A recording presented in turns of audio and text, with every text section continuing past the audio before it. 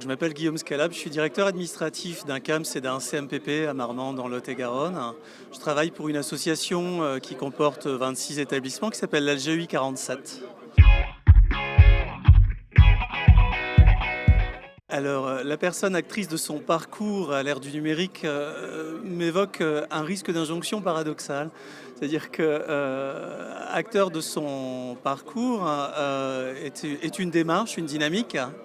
Le numérique est un outil. Donc mon idée est de ne pas confondre ces concepts qui ont tous les deux leur intérêt. L'idée étant que effectivement l'outil numérique peut être un outil d'information, de sensibilisation, de transmission, alors que le parcours est une dynamique humaine.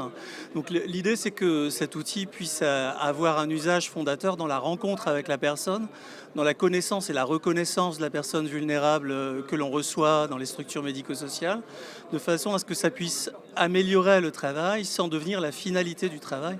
Le numérique ne peut pas être une fin en soi dans le travail relationnel avec les personnes en situation de handicap ou en grande précarité selon les structures dont on parle.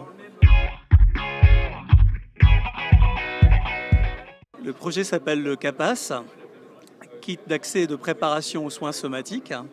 Il a été construit au départ à destination des personnes avec TSA, trouble du spectre autistique, mais il peut aussi être envisagé un usage pour toute personne qui présenterait de lourdes appréhensions face aux situations de soins.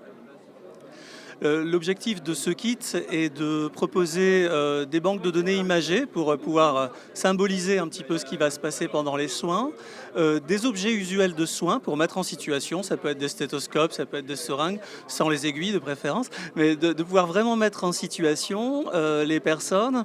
Et tout cela est accompagné d'un troisième élément qui est un guide méthodologique, de façon à pouvoir vraiment construire l'habituation aux soins de façon rigoureuse.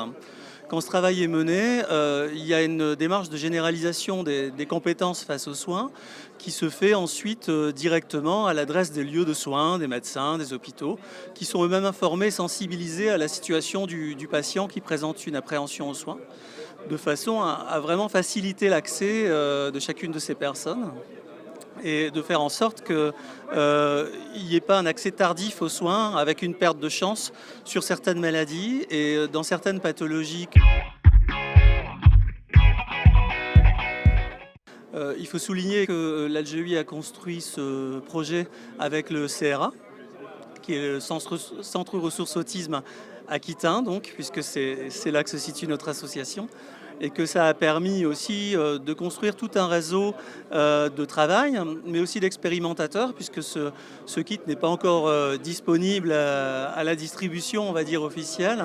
Il est pour l'instant en phase d'expérimentation auprès d'une vingtaine de structures, de diverses associations, en Nouvelle-Aquitaine principalement, et qu'il sera utilisable de façon officielle, on va dire, en fin d'année prochaine, quand on aura fini cette phase expérimentale, de façon à évaluer la pertinence des outils qu'on a mis en place.